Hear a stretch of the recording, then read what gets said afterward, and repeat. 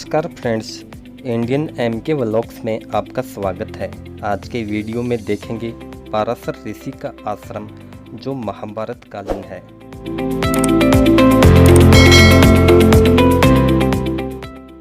वर्षा ऋतु में पाराशर धाम की छटा देखने लायक होती है जो पर्यटकों को अपनी तरफ आकर्षित करती है।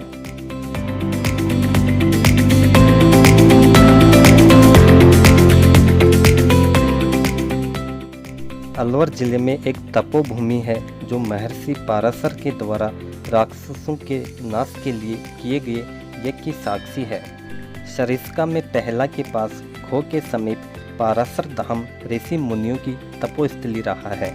महंत जयराम दास के अनुसार पाराशर मुनि ने यहाँ राक्षस नाशक महायज्ञ किया था, जिसके अवशेष वर्तमान में भी देखने को मिलते हैं। यहाँ आज भी यज्ञ की धुएं से बना पहाड़ मौजूद है। यहाँ रात्रि के समय हल्के पीले रंग की बूंदें गिरती हैं जो चंदन जैसी लगती हैं।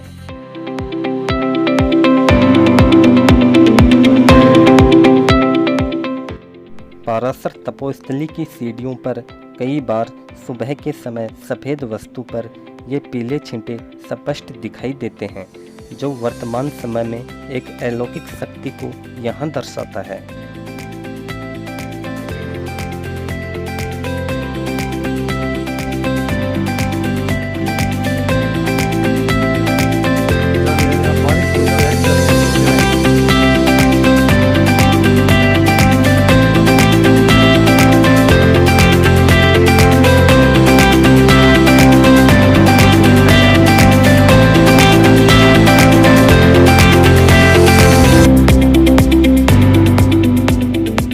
ऋग्वेद के मंत्र दृष्टा और गायत्री मंत्र के महान साधक सप्त ऋषियों में से एक महर्षि वशिष्ठ के पुत्र महान वेदज्ञ ज्योतिषाचार्य स्मृतिकार एवं ब्रह्म ज्ञानी ऋषि पाराशर के पिता का नाम शक्तिमुक्ति था।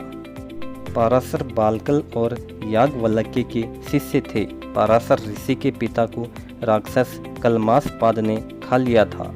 जब यह बात पाराशर ऋषि को पता चली तो उन्होंने राक्षसों के समूल नाश हेतु राक्षस 70 यज्ञ प्रारंभ किया, जिसमें एक के बाद एक राक्षस खींचे चले आकर उसमें भस्म होते गए। कई राक्षस स्वाहा होते जा रहे थे।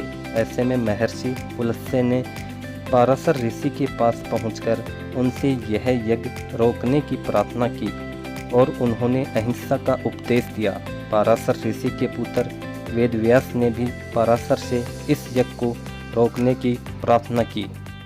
उन्होंने समझाया कि बिना किसी दोष के समस्त राक्षसों का संहार करना अनुचित है।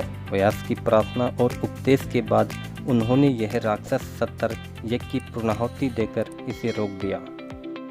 ऋषि पाराशर ने निषाद राज की कन्या सत्यवती के साथ उसकी कुंवारी अवस्था में समागम किया था, जिसके चलते महाभारत के लेखक वेदव्यास का जन्म हुआ था। सत्यवती ने बाद में राजा शांतनु से विवाह किया था। टहला से मुश्किल से 10 या 12 किलोमीटर की दूरी पर स्थित है पाराशर धाम। सड़क के दाहिनी ओर एक बड़ा सा द्वार बना है जो मानो आने वाले पर्यटकों का स्वागत कर रहा हो। इस द्वार से लगभग 2 किलोमीटर दूरी पर पाराशर धाम है। पाराशर धाम का रास्ता ज़्यादा सही नहीं है क्योंकि रास्ते में रोड़े पड़े हुए हैं। बड़ी मुश्किल से वहां तक पहुंच पाते हैं। यह आश्रम सरिस्का अभयारण्य के अंदर ही आता है। यहां रास्ते के दोनों तरफ घना जंगल स्थित है। इस घने जंगल में किसी समय भी जंगली जानवरों से मुठभेड़ हो सकती है। धाम में पहुंचने पर अपने आप को घने जंगल और बड़ी बड़ी चट्टानों के बीच में पाते हैं। सामने ही प्रसाद सामग्री से सजी 2-3 दुकानें भी लगी रहती हैं, जहां से मंदिर में चढ़ाने के लिए प्रसाद भी ले सकते हैं।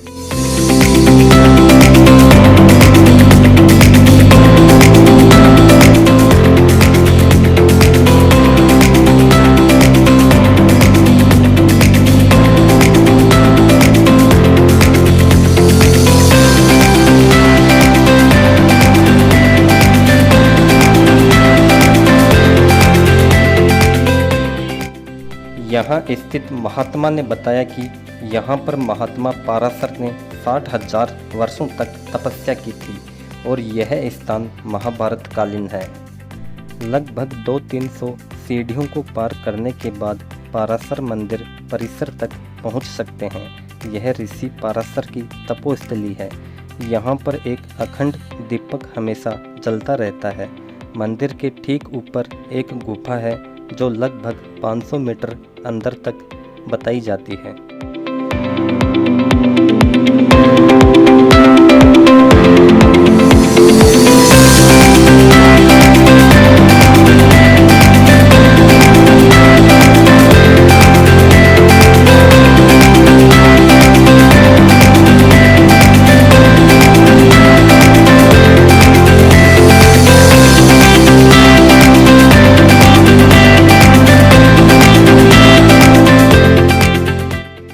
थोड़ा आगे चलने पर पाराशर धाम की तलहटी में एक कुंड बना हुआ है।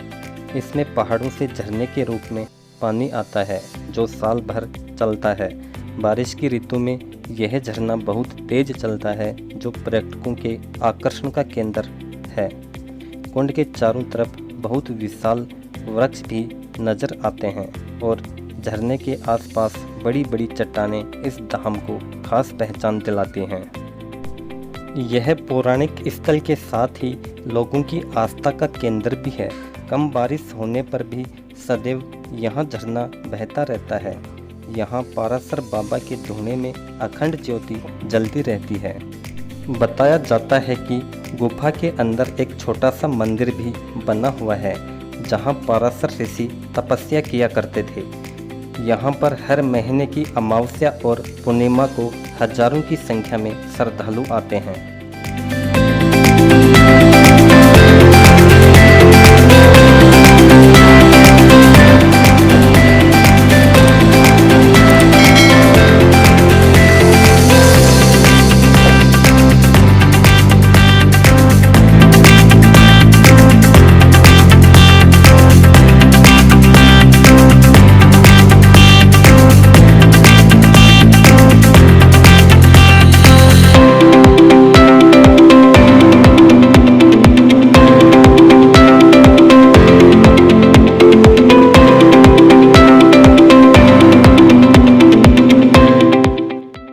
तो दोस्तों, आज की यह जानकारी कैसी लगी कमेंट करके ज़रूर बताइएगा। मिलते हैं अगली वीडियो में एक नई जानकारी के साथ। तब तक के लिए जय हिंद, जय भारत।